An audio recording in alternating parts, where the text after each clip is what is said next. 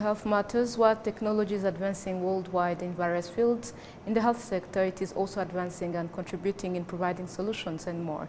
In today's health segment with Dr. Sagi Assa, we'll find out more about catheterization procedures in pediatric cardiac interventions and its advantages. Take a look. What is catheterization? And can you explain to us what catheterization in pediatric procedures entails? So since one of every 100 children is born with a defect, with a problem in his heart, half to a third of them will need some intervention in order to live, actually. Some need it when they are born, some later on.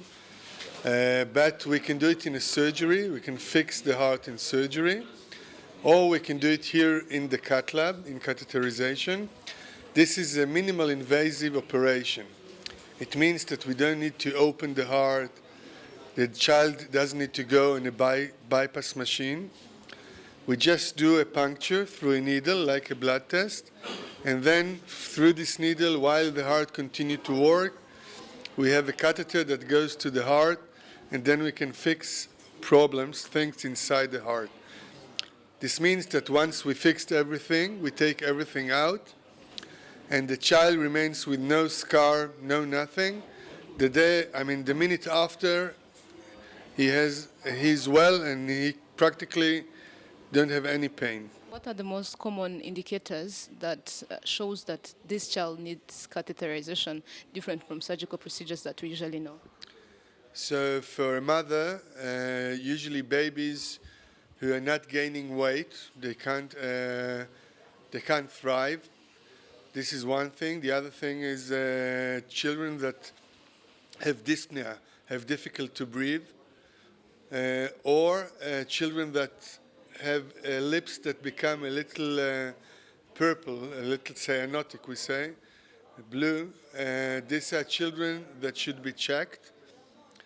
And the doctors who are checking the children, the pediatrician, when they hear a sound in the heart, it's called a murmur, they will send them to do an echo exam.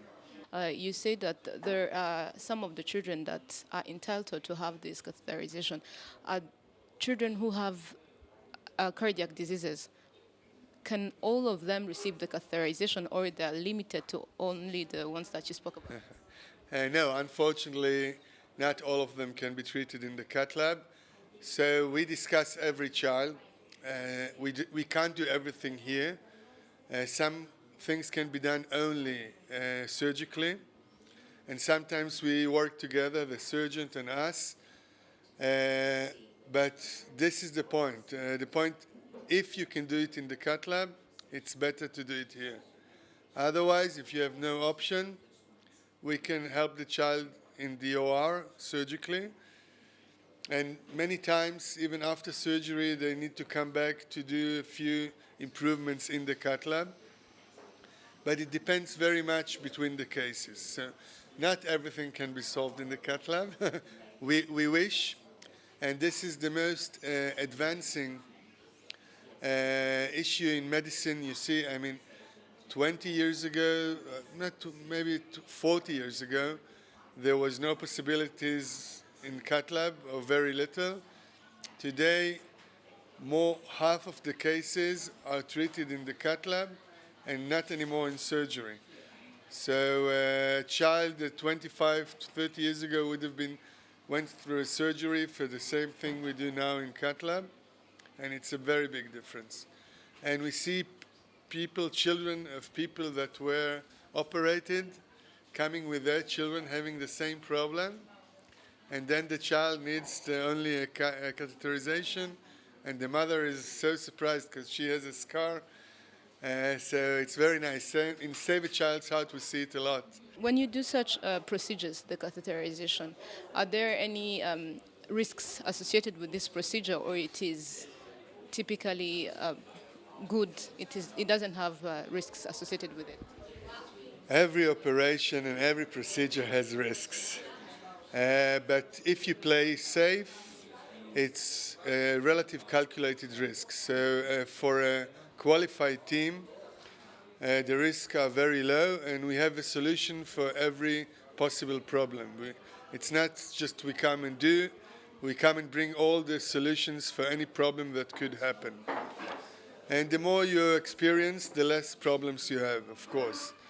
I think this is one of the reasons we're not only practicing and training people back home in Israel, we're coming with them to their place to see that the facility, that everything is prepared to deal with any problem as well, and not just to go forward treating without having a solution for every problem that could happen. Don't forget we work inside the heart, and there could be many, many complications, like in surgery. But our procedures are very safe. So comparing to the surgical procedures that we usually know, open heart and everything, and comparing it to the catheterization, how long does it take to heal when you have received the catheterization procedure different from the surgical procedure? So I always say for people, it's like, this is what I like, it's like a miracle. Unlike surgery where you need to heal a scar, the pain takes a long time, a few days or weeks. In cath lab, it's like magic. They go in sick, they go out healthy. This is very nice to see this. So they stay one night in the hospital just so we can take care of the children, see that they're good. And the next day, I will show you people playing, the children playing here, football, whatever they want to do. So, are there any post-procedures that are needed and that patients need to do after receiving that kind of treatment? So yes, definitely they need to be checked every period, just to be sure everything is fine. Don't forget a child is growing, and we want to see that after we've done changes, that he's growing well with the changes. So this needs to be checked every few months at the beginning, then later on every 2 years, then we forget, and it's once every 10 years. But yes, and some needs for the first months, maybe a medications, but very little. But in general, there are no very special needs the day after catheterization.